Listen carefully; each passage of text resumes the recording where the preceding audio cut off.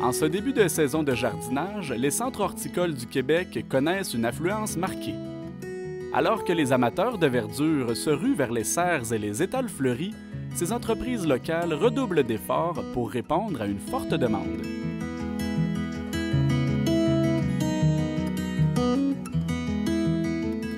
À Baie-Saint-Paul, le centre jardin de la Baie n'échappe pas à cette tendance. TVCO est allé à la rencontre de la copropriétaire de l'établissement, Mme Mélanie Drouin, afin d'en apprendre davantage sur le début de la saison 2025. Ça va très bien. On manque un petit peu de soleil. On a hâte qu'il fasse très beau, mais sinon, les clients sont au rendez-vous, les gens ils ont hâte. On a hâte au printemps, on a hâte de fleurir. Les serres sont pleines, on a du beau choix. On est très content d'offrir ce beau choix-là aux clients dans Charlevoix. Madame Drouin indique que la période qui englobe les mois de mai et de juin représente une proportion importante du chiffre d'affaires annuel des entreprises horticoles comme la sienne. C'est probablement au moins 70 en 2 mois là, du chiffre d'affaires au niveau du magasin.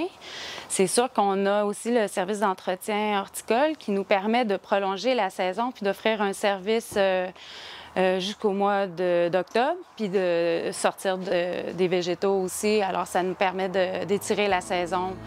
Durant la pandémie de la COVID-19, alors que les chaînes d'approvisionnement de la province connaissaient d'importantes lacunes, les Québécois ont afflué en grand nombre dans les centres de jardinage et les pépinières. Mélanie Drouin soutient que la situation s'est rétablie depuis. Ça va bien. Il y a eu, effectivement, la pandémie, ça a été une drôle de période, là. Il y a eu un engouement extraordinaire, puis on essayait de continuer à répondre à la demande. Il y a eu un petit plateau. Et en tout cas, pour nous, la région est quand même populaire. Les gens viennent s'établir dans la région avec la pépinière, les arbres, arbustes pour les aménagements paysagers. Je dirais que ça va bien. On a une belle croissance là, qui continue. L'entrepreneur reste toutefois à l'affût de l'évolution du contexte socio-économique incertain pour 2025.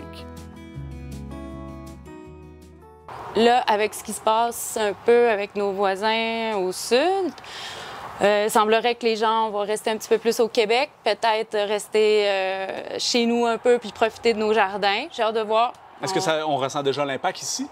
Je dirais que c'est un petit peu tôt. La saison commence, là. Il faisait encore froid. Il y a encore de la neige un petit peu dans la forêt. Mais on pourrait s'en reparler. En ce qui concerne le développement des affaires, le Centre Jardin de la Baie observe des tendances de consommation à l'augmentation depuis quelques années. C'est sûr que pour le comestible, là, les gens, je pense qu'il y a un retour au jardin. Les gens aiment ça, cultiver puis pouvoir manger le fruit de leur récolte. Ça, on voit une augmentation de ça.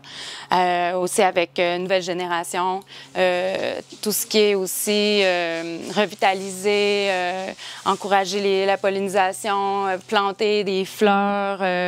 Je pense que ça, les gens ils ont une sensibilité maintenant encore plus à ça. La tonte sélective, laisser pousser les pissenlits un petit peu au printemps.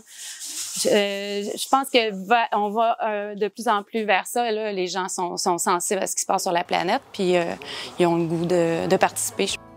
Mélanie Drouin conseille aux jardiniers en herbe de faire preuve d'un peu de patience avant de mettre en terre les plants qui produiront des fruits et des légumes au cours de l'été à venir. En fait, pour planter, ça s'en vient. Là, il y a les légumes qui aiment bien la fraîcheur, tout ce qui est salade, épinards, là, on peut semer ça. On regarde la météo aussi. Avant de sortir ses plants, c'est vraiment important de regarder la météo Au Québec, là, en fait, en Charlevoix, parce qu'on est vraiment aussi différent qu'à Québec. Fin mai, début juin, mais il faut faire attention aux nuits, aux fraîches. On peut commencer à sortir nos plants quand il fait beau pour qu'ils s'acclimatent au soleil, à la température, mais pas avant la fin mai, début juin, toujours en regardant s'il y a des petites gelées qui s'annoncent. La copropriétaire du Centre Jardin souhaite également faire découvrir son coup de cœur personnel de 2025 aux Charlevoisiens. C'est la première fois que je l'ai en magasin. C'est un hydrangée dans les zones plus au sud. Ces hydrangées-là sont comme des arbustes, mais nous, on ne peut pas les garder l'hiver. Ils ne tolèrent pas l'eau froide du Québec, mais on s'en sert en contenant ou pour faire des potées fleuries.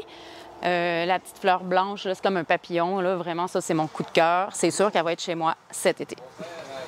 Voilà. Est-ce que l'hiver, on la garderait, on la rentrerait en dedans, on la ressortirait l'été? Oui, on pourrait la garder dans la maison durant l'hiver, comme les cannas ou d'autres plantes. La mandevilla aussi, s'il y en a qui connaissent, c'est des plantes que vous pouvez mettre dehors, puis vous pouvez la récupérer comme plante d'intérieur, puis la remettre à l'extérieur l'année d'après. Ça fait des belles économies, puis en plus, votre plante, elle progresse, ça va être encore plus grosse là, si vous la laissez grossir à la maison. Pour davantage d'informations sur les arrivages de cette année, les personnes intéressées peuvent contacter le Centre Jardin de la Baie.